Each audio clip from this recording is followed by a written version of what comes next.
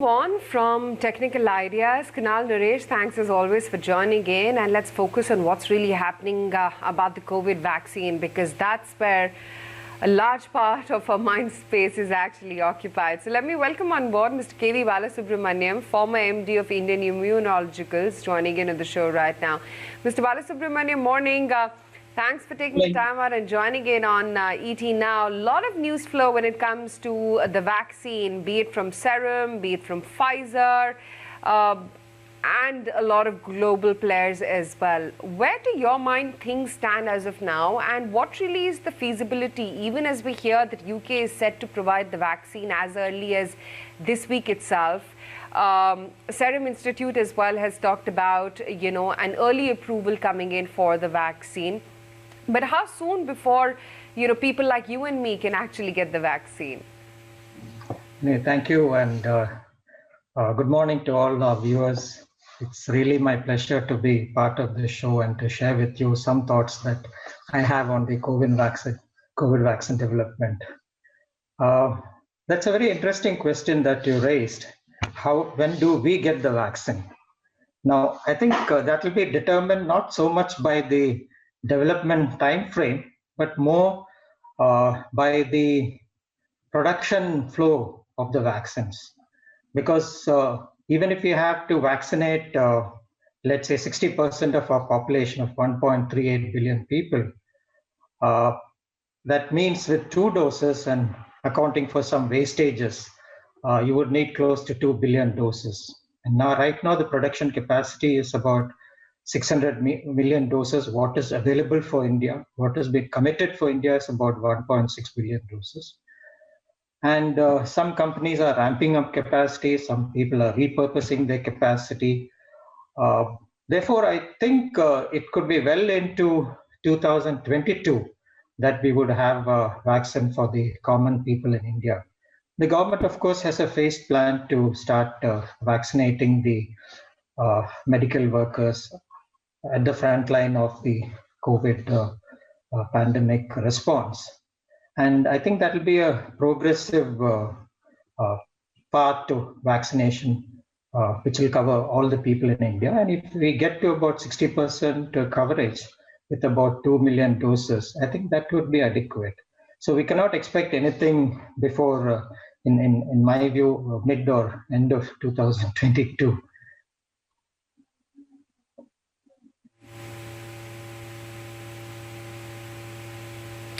2022, okay, that's next year or next to next year. We haven't even technically reached 2021. Besides that, Mr. Subramaniam, a lot of worries have also emerged on what really is going into the vaccine, considering it's, I think, for the first time in history that a vaccine for a virus which is genetically mutating, or at least that is what we understand, has been created in record time, in about as short a span as 7 months. Some worries have also emerged about the vaccine because, recently the person who was administered stage 1 of the vaccine contracted the virus yet again. So there is a lot of, in the sense, confusion, people are a little unsure about whether or not they should be taking the vaccine at all or not. What, according to you, is the understanding right now on the dosage requirements? Okay, first let me address the question about the person who contracted the virus after. That was after the first dose. It was not even after the booster, and you really have to wait for a few weeks after the booster before your body mounts that immune response. So I don't think we should read too much into this, or the other case in Chennai where a person had an adverse event. Because in fact, I think looking at the number of adverse events so far which are reported in the world, about 4 in number, it's much less compared to what we generally have. So I must give credit to the vaccine industry for developing the vaccine in a record time, and that too with certain new platforms like the mRNA vaccine or the viral vectored vaccines. So I think you're beginning to see light at the end of the tunnel, and I think as we get more data, right now the data is for a limited period of a few weeks after the second dose, what kind of protection they give, 92 to 95%, which I must say is very good if you look at the vaccine response. Therefore, once we get more data about the immune response and safety, I think we can draw, very good conclusions. So far, so good. The developments have been good for the industry and for the society at large, because vaccines are always good. They are very cost-effective health interventions known to mankind, and I think it is right now only vaccines which give us hope. So I think we have to be patient. We have to be persistent. That is what is my view.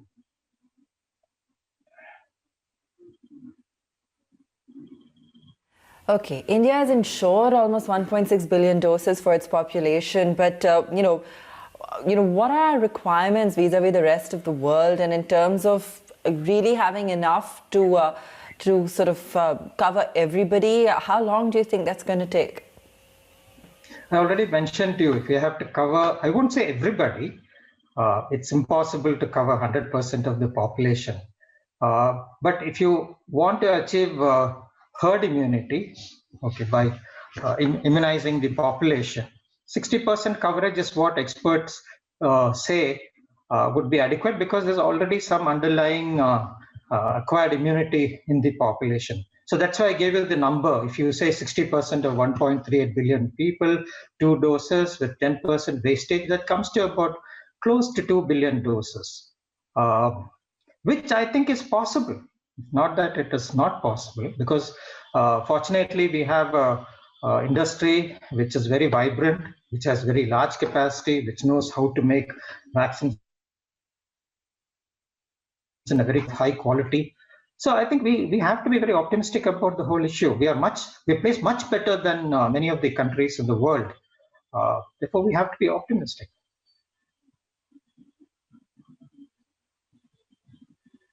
So of the commercial opportunity as well for players here in India, in terms of manufacturing it, as well as the cold chain logistics, do you think we're best prepared, or are things evolving in a manner that will make sure that we're prepared? Because we all have also heard so many reports about counterfeits and problems with transportation and so on and so forth. Okay, that's a good question. If you ask me, the government is going to depend on the cold chain infrastructure that they have set up for the universal immunization program, which administers vaccine for children less than 5 years of age. They're also talking in terms of supplementing that with additional cold chain setup, particularly for the last mile delivery. That's where we often have problems in India, reaching out to the last taluk, last village. But that's not so much the issue. In my view, the issue really is, as you mentioned, how do you prevent some counterfeit? How do you see that all people get both the doses of the vaccine? How do you enlist them? What kind of adverse events would you be able to handle, and how well will you be able to handle it? So all this calls for a very good digital overlay, and I guess the government, with help from some of the multilateral agencies that I know of, are working on this. We need a very good digital overlay, which starts from enlisting people, follow to ensure that the second dose is given, monitor the adverse events. Even if there's an adverse event, what kind of medical interventions are required, and also to account for the stocks, to see that there is good traceability, that every dose which is manufactured is finally accounted for till it is used at the end point. So we need to, really looking at having a digital overlay. And I think that will come, because I know that they are working on that. Mr. Balasubramaniam, just wanted to also get an insight as to when the cold storage logistics will be ready. Is there some sort of a rollout plan in place for India? What I know is that, like I mentioned, there is already a cold chain network. And I think this will be supplemented by the cold chain systems that are available in the private sector. That's for one. And in terms of transportation under cold chain, I don't think we have issues, because that's a very good system we have. We also have good systems for track and trace insofar as taking the vaccine from the manufacturer's location to the primary distribution points in the states. That is very much there. What needs to be examined is I would say the secondary and tertiary, particularly the tertiary aspects, taking the vaccine to the doorstep of people in the villages, especially where communication is difficult or transport difficult in some of the remote places in India. I think that's what needs to be addressed, and I know that they are working. The government is very seriously working on it, because I think never in our history or in the history of the world have vaccines been administered or planned to be administered for such a large population in such short time.